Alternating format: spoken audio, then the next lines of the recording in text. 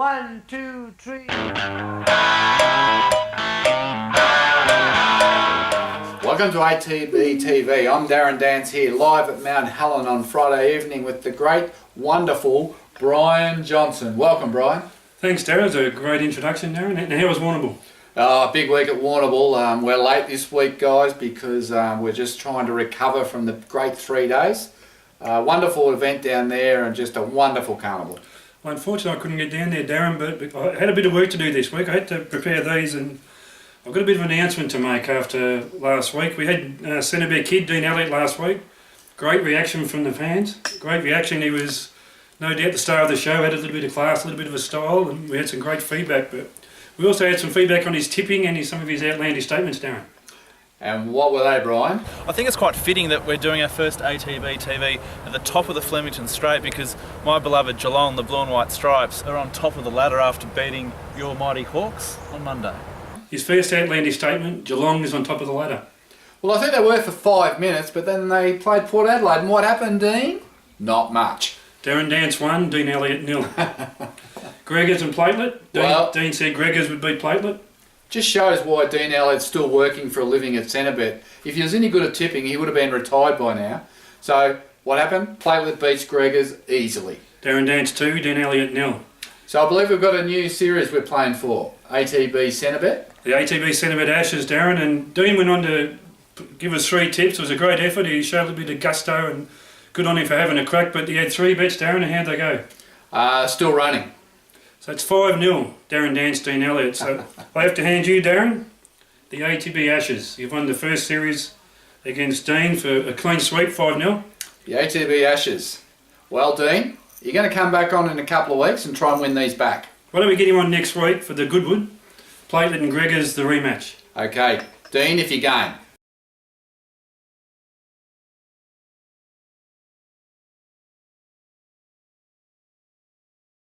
Righto, Darren, back to the Warrnambool Carnival. Great week for ATB, but how good was the Rick McIntosh calls? It is a fantastic carnival, Brian. We had 2 winners and a couple of close seconds from our 8 runners. But Rick McIntosh, he brings flavour, excitement, and just a uniqueness to that carnival the way he calls. What about his catch cry? Go hard or go home. Go hard or go home. Well, guess what, Brian? We're home. And who went hard, Darren? Oh, look, I think Weir wins that.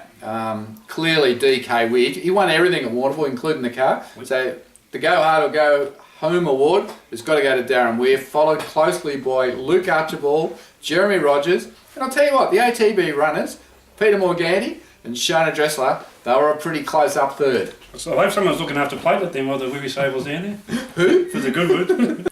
Okay, Darren, let's go through the results for Tuesday. My horse, Star, pretty good run, I thought, under the circumstances.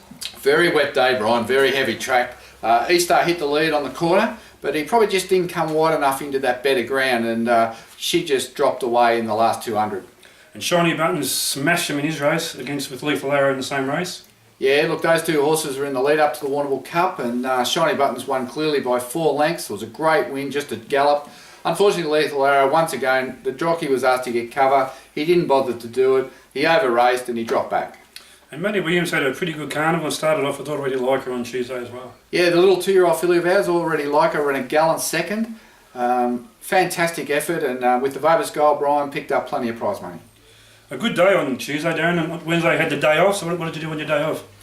I worked, and then I stayed up to watch Tac De Boistron. And how good was that win? Tac De Boistron, the Marco Body trained international, ran really, really well. Won by 5 lengths, hardly hit him with the whip. And I think the highlight was the dismount from Frankie Dettori. It was, and here's a picture of Frankie dismounting right now.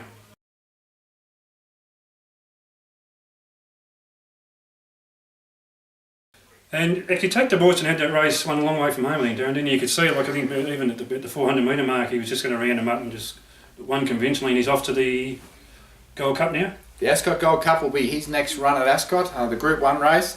Over 4,000 metres, was a terrific win, and it was effortless, wasn't it? It was just fantastic. And while we're on UK, Darren, DANDINO set to resume in the Coronation Cup at Epsom. I think Cyrus de Zagler is going to be in it. It's a strong race.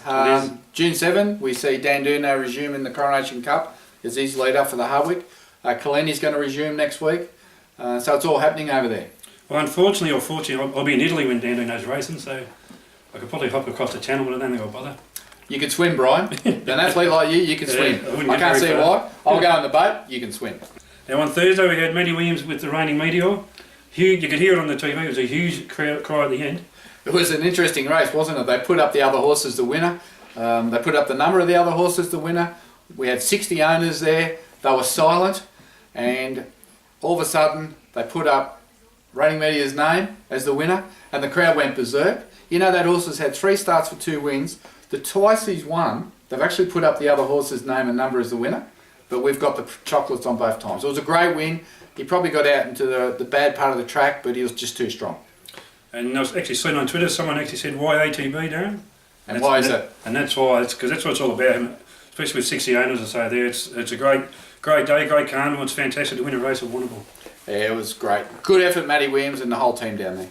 And Matty also produced Ticket to TOORAK, which I thought had to do it pretty tough, didn't he? So he was entitled to give up the ghost, I thought, but he sort of fought it out pretty well. Yeah, look, he was up on the speed there, right behind Run Diego Run. It was a bit of a match race between ATB and Richard Sims from RSM. But at least we beat Run Diego home, Richard, and ran third. Probably might have just went a bit hard early, and then the back marker swooped late. But then we're standing in the stalls, and Richard tried to protest against us, Brian, but it was dismissed. It's not in the sport of the game. It was frivolous. Frivolous, yeah. Well, so next time you buy a share, Richard, there's going to be an extra charge. That's fair. That's fair enough too. I can understand that. And Shawnee Button's in the cup, Darren. I'm still crying, Brian. I'm still crying. He ran a fantastic race to run 4th. The instructions were pretty simple. Sit midfield, follow Axar into the race and see if you can get him late. Obviously that was too hard because there was 16 runners, and to be midfield you divide 16 by 2 and you get 8, so you sit 8th. Either 9th or 7th. Yeah, well that's good. So good on you, Stackhouse. You had him 14th, and on the corner you watched Axar sail past, and then we go 38 wide. Actually, he was that wide, Shiny Buttons, he was behind the grandstand in the straight. He still run 4th and only probably got beat 4 or 5 lengths. It was a massive run. I thought we should have run 2nd, but I'm still crying. Good effort though, Darren. Win on the Tuesday, and 4th in the Warrnambool Cup's a pretty good result for the owners. Yeah, he picked up $30,000 in prize money for those 2 runs, so yeah, you can't be totally disappointed, but I'm still angry. And Lucky on barefoot, 2nd again. Back to form. Yeah. Back to form after an ordinary first up run. Got his ground, heavy 10, back in the run and zoomed up. Looked the winner, 200 out. He did. I was watching the TV. It looked like he had it home, but no, the winner's too good. He's a very good horse, the winner. I think it's won 450,000 that winner, and Lucky on barefoot, no disgrace to run 2nd there, and he's on track for a really good preparation. So what was the highlight as an ATB syndicated, Darren, for the week of Warrnambool? The crowd reaction after Reigning METEOR, you'd have to say, was fantastic. I think it took the whole crowd on the track by surprise, the noise that group made when the number went in the frame. Well, that was Warrnambool. Congratulations to Darren Weir and all his team. 7 winners out of, 30 races. And he got that car, Brian. For so long, he was been chasing the car. When he almost won it 7 years ago, it was a big 4-wheel drive BMW. This year, he got the car, but it shrunk. It was almost like a red jelly bean. They might have knew he was going to win, Darren, perhaps. Well, he was odds on. Well done, Weary. You deserve it. You work hard and your whole team. So he got the car, Brian. The only thing is, he went hard. Now he can't drive it home.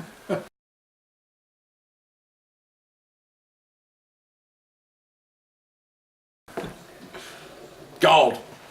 Well, now that you're back at home, Darren, it's going to be a little bit of a quiet week next week for ATB, and we've got Jen Wayne and Geelong on Sunday. What do you know about her chances? Oh look, she's in good form, and she's having a good preparation. I think that Geelong track, it's on the synthetic, so 1300 Brian, it should be right up her alley, and she's drawn 1 with Yendall on, and he was the rider of the Warrnambool Carnival. He's got his tail up, and I think she'll run a good race. And you have 3 runners at Echuca as well, and start off with LISTO GITANO. Yeah, he steps up to the 1600. This is D-Day for LISTO GITANO. We've been saying all along he needs a mile. He gets a mile. Brad Brewiller on board, the rider of the Warrnambool Cup, and in great form. And look, barrier 12, he's going to be midfield or back, and hopefully he'll be hitting the line strongly. It's also in the same race as Chloe Anna, Darren, so who do you think's got the better chance out of the 2? Oh, look, it's hard to say, but Chloe Anna's in good form. I know her run was a little bit disappointing last start, but she's looking for the 1600. She had a little setback with a virus. She's drawn 7, Michelle Payne. She gets a chance. I don't think there'll be much in it. I'll be disappointed if there's much in it. I think Chloe Anna might have the edge, over LISTO GITANO, but I think he'll be hitting the line strong. Do you think Darren will be driving the Merc up to watch them, or? I doubt it. Don't think so. All right, and the flashy grey Gallop GALGO later in the day in race 7. I think it's John Berry 16. Yeah, it's drawn off the track. I'm not sure we'll start it yet. I haven't spoke to Weary, but Michelle Payne's been booked for the ride, and he tried up good the other day, and he's ready to put in a forward race. Well, that's it for Echuca. Now, we've got a few more runners coming up next week, Darren. You're probably the man to ask about that. Yeah, look, early nominations for next week at this stage. We look at Wednesday, Mumbai Sandown, a Basso up in Sydney. Collini's kicking off over in the UK at Chester. And of course, all roads next week lead to Morfordville next Saturday, where Platelet seems to be assured of running in the Goodwood Handicap. So it's another big week to follow up a big week that we've just finished, Brian. Well, it's going to be a big week after another, I think, Darren, especially with like Ascot in it just over a month, and also Collini that racing overseas. So it's going to be a pretty exciting time. Now, Brian, tell us about this new competition we've got, where you can win a free $50 bet if you can identify which one of these is looks like Darren Weir. Well, here's what it is, Darren. We're going to show you a picture in just a moment, and the first owner that can write in and tell us which of these looks like Darren Weir, the leading trainer at Warrnambool, and they'll win a $50 free bet courtesy of Centrebet. So, Brian, they have to email into you? Yeah, email into me at brian@atb-TV.com.au, and then the first one with the correct answer, but you'll be the judge, who the correct answer looks like Weary. Is this Weary normally or Weary after the carnival? This is Weary after the Warrnambool Cup at about 3 a.m. Jeez, good luck. Good luck. That makes it a pretty tough competition, but here's the pictures. You choose. Firstly, on the left, we've got a ghost. Second from the left in the pink, we have a pig. Third from the left, we have a snake. The fourth one, a polar bear, then a panda, and then a turtle. It's your choice. Which one do you think looks like Darren Weir at 3 o'clock after the Warrnambool Cup? The first one to email BJ will win a $50 free bet. Now, Brian, a special fan we have out there who watches ATB every week from Glen Thompson. Do you know where Glen Thompson is? Which is it's a little small part of the town. I think it's near Warrnambool, Darren. It's up the bush somewhere, and we've got a little fan up there who watches ATB-TV, and I say, hello, Jonah. Hello, Jonah. I hope you're enjoying ATB, mate, and we look forward to seeing you at the races very, very soon. Why ATB? Why not? Unfortunately, Darren, I've been unable to catch up with any owners this week, and it'd be remiss of me not to ask you, why ATB? Why ATB? Yeah, why ATB? What made you become a racehorse syndicator? Well, I foresaw a few issues, Brian. One was that I wouldn't be able to get the pension till I was 70, and I can't do anything else. Now, in all seriousness, Brian, ATB we started in 1997. Never ever in our wildest dreams did we think what has happened over the last 20 years would happen, but really enjoy racing. We love the business, and the fact that we're able to breed and buy and sell racehorses and race them with people all over Australia and internationally, I couldn't think of a better way that I'd like to make a living and spend my life. Well, I think that's nearly it, Darren, I think, for ATB-TV. Now, the only thing we need to know now is whether Dean Elliott's going to accept your offer for a rematch next week on ATB-TV. Dean, it's easy to come on when you think you're in front, but when you're struggling and you're down 5-0, only a true man, a true Australian with courage would come on. That's Darren Dance, that's Brian Johnson. Till next week.